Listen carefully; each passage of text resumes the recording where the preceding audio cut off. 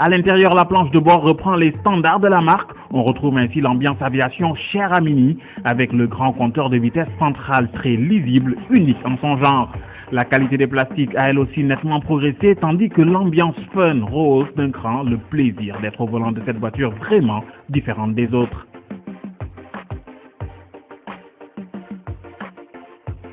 Les petits interrupteurs et le pommeau de vitesse sont chromés, on ne peut plus chic. L'autre bonne surprise de cette fameuse Mini Countryman vient indéniablement de son habitabilité qui, grâce à ses 4 portes, offre une grande accessibilité et un intérieur bien dimensionné, aussi vaste aux places avant qu'à l'arrière où l'on retrouve au choix soit une banquette, soit comme ici, 2 sièges individuels. Autre particularité, ce rail central inédit qui sert à installer tout un tas d'accessoires du porte-lunettes au porte-gobelet en passant par le fameux porte-iPod. On retrouve donc de la modularité partout dans cette voiture où tous les sièges coulissent individuellement en longueur et peuvent se rabattre, dévoilant un coffre pouvant embarquer de 350 à 1170 litres sièges arrière abattus. En pleine révolution mondiale, Mini agrandit encore sa gamme avec la venue de ce nouveau 4x4 Countryman dont la mission première est de vous amener au bout du monde avec la manière et surtout le style incomparable de Mini, la marque fun et branchée de BMW.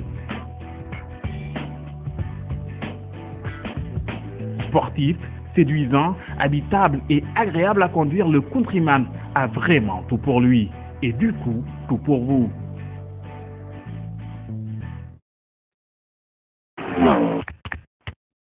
Salut Diana. Salut. Comment tu vas? Ça va. Ça va? Oui, ça va bien, merci. Assieds-toi. C'est un réel plaisir de t'avoir à Automag. Je t'en prie. C'est un réel plaisir de t'avoir à Automag. D'autant plus que je sais que tu es une red dingue de bagnole. C'est vrai? C'est vrai. Tu c'est vrai. confirmes? Je confirme. Ok. Je confirme. Tu conduis bien, qui passe. Oui, on m'a dit ça. Ouais. On m'a dit que je conduisais plutôt bien. Mais écoute, on va voir ça en fin d'émission, quand tu D'accord. devras essayer la nouvelle Mini Countryman. Oui. Diana, certains te connaissent, d'autres un peu moins. Oui. Sûrement tout le monde te reconnaîtra, Oui. mais ça faisait quand même quelques années qu'on ne t'avait pas vu. Oui, Tu avais effectivement. carrément disparu de la circulation. Où était donc Diana? Diana était en train de travailler. Diana Ouais. était en train de passer sa ceinture noire. Ah, de karaté? Oui, de karaté. Wow. Il y avait beaucoup d'événements aussi sur lesquels j'ai travaillé parce que je travaille aussi en parallèle dans la communication. Ok. Donc voilà, c'est ce que je faisais. Donc ça c'est, pour rappel, depuis Miss Diaspora. Oui, voilà, C'était entre en- 2007 Ouais. et 2010. Ok. Voilà. Miss Diaspora que tu as remporté haut la main en 2007. Voilà. Comment s'est passée cette aventure Alors cette aventure, elle m'est tombée dessus parce Ouais. que en fin de cours, j'étais à Paris et on m'a contacté. On m'a dit voilà, il y a un événement qui s'appelle Miss Diaspora Ok. qui aura lieu à Dakar. C'est une première, donc on aurait aimé que tu participes. Mhm. Et donc malheureusement, j'étais encore en cours Ouais. et l'organisateur m'a proposé de m'attendre. Ok. Donc j'ai accepté et je m'étais fixé comme objectif de remporter l'élection Miss Diaspora parce que j'avais déjà été première dauphine de Miss Dakar Ouais. et j'avais aussi participé à d'autres concours de beauté. Mhm. Mais je voulais que ce soit la dernière, j'avais plus du tout envie de participer continuer. à des concours de beauté, donc j'avais dit celui-là c'est le dernier, si c'est le dernier je le gagne. D'accord. Donc je l'ai fait, j'ai gagné. Ça s'est bien passé. Ça s'est très bien passé. Bon, comme toutes les premières, bien évidemment, c'est toujours une grosse pression. C'est Il y sûr. a un grand défi. Il faut que les gens s'emballent pour l'événement. Il y a les annonceurs, il y a tout ça. Enfin, Mhm. voilà. Mais ça s'est bien passé. D'accord. Alors après la suite, la suite c'est quoi quand on remporte un concours de beauté tel que Miss Diaspora? C'est quoi après la suite? Après ça, c'est C'est lourd, non? C'est lourd. Oui, c'est lourd parce que tout de suite, il y a le contre-coup médiatique. Ouais. Parce que déjà, il y a une attente, il y a une curiosité, qui va gagner, qui est l'heureux élu, etc. Mhm. Et donc après ça, la machine médiatique se met en On est route. ensemble, ouais. Donc il y a les publicités, il y a les contacts, il y a les événements. Donc pendant une année, au minimum, au bas mot, Mhm. vous êtes occupé, busy à 100%. Ok, tu l'as bien vécu? Je l'ai bien vécu, ouais. Ouais. Non, c'était génial. Ok, super. La mode, c'est toi qui y es allé ou c'est la mode qui est venue à toi? C'est la mode qui est venue à moi. Ouais. Après ces concours de beauté, on me disait, tiens, tu peux faire de la mode, on te voit bien dedans et Ouais. tout. J'étais très timide. Ok. Je ne me percevais pas comme pouvant être mannequin, etc. Mais en même temps, il y avait au fond de moi aussi un désir inavoué Ouais, tout à fait. d'être mannequin. Donc, Mais toi, tu es plutôt top modèle. oui, voilà. C'est quoi la différence? Parce que les gens, Les gens se perdent un petit peu. Non, mais les mannequins ont des proportions en général invariables. Ouais. Et chez les top modèles, en général, on retrouve un peu de tout, des petites, des grandes, des fortes, D'accord. avec peut-être parfois une forte poitrine ou des hanches, etc. Elles ont en général beaucoup de charisme, du chien, une beauté Du assez... charme aussi. Du charme, une beauté assez atypique. Ouais. Voilà, une beauté assez atypique. C'est ton cas, mais ça, c'est sûrement dû à tes origines aussi. Oui, c'est... Enfin, ah non. Enfin, mes origines. Mes origines, oui, on peut le dire. Enfin, il y a des Sénégalaises à 100% aussi qui sont magnifiques. Ouais. Les métisses sénégalo-guyanaises. Voilà, j'ai du sang lébou, guyanais et tout couleur. Pas mal mélange. Voilà. En tout cas, nous, c'est un réel plaisir de savoir aujourd'hui en Automate. Alors, parlons un petit peu justement du karaté aussi, tes ceintures noires. Oui. Ça ne s'invente pas, par contre. Non. Qu'est-ce qui t'a mené au karaté? Il fallait te chercher, je sais pas, un truc vachement... c'est pas quoi voir un mannequin ceinture noire? Mais j'en ai rencontré une hier avec qui je discutais, qui est un mannequin très connu de la place, qui fait aussi du taekwondo. Ah, super. Donc non, de plus en plus, ce genre de choses sont en train de disparaître. Oui, si vous êtes mannequin, vous ne pouvez pas faire tel ou tel métier. Si vous faites... Il y a l'aspect fragile. Voilà, l'aspect fragile, féminin, etc. Oui, mais ce sont des idées préconçues en fait. Tout à fait, Je pense que les femmes cachent toutes en elles une certaine force. Ouais. Et les arts martiaux permettent aussi de prendre conscience de cette force. Ouais. Il y a une prise de conscience de cette force, surtout à partir de la ceinture noire. Moi, j'ai commencé à prendre conscience de la force qu'on pouvait avoir, autant physique, mentale que psychique, que émotionnelle. Ça t'a beaucoup apporté? Oui, énormément. Énormément. Ça m'a déverrouillé. Tout à fait. Ah ouais, carrément. C'était carrément lâché après. Non, je me suis relâchée, ça m'a énormément ouvert. Ça m'a, contrairement à ce qu'on peut imaginer, féminisé. Tout à fait. Voilà, énormément féminisé. Ok. Alors, après, les études, c'est quoi le cursus, le lycée d'application, ensuite... au Sénégal? Oui, au Sénégal. J'ai fait le lycée d'application, j'étais en série L, ensuite j'étais en Suisse, et après ça, je suis revenue au Sénégal faire un diplôme en tourisme, qui s'est très bien passé parce que j'étais major de promotion. Ah, super. Et justement parce que j'étais major de promotion, on s'est posé des questions. On s'est dit soit le programme est trop facile, soit il y a quelque chose, donc il faut que j'aille faire plus. On s'est posé des choses. Non, mais j'étais première dans toutes les matières et première aux examens. Et c'est parce que tu aimais ça aussi? J'aimais ça, j'étais très studieuse, mais en même temps, quand c'est comme ça, on se dit donc je peux faire plus. Tout à fait. Voilà.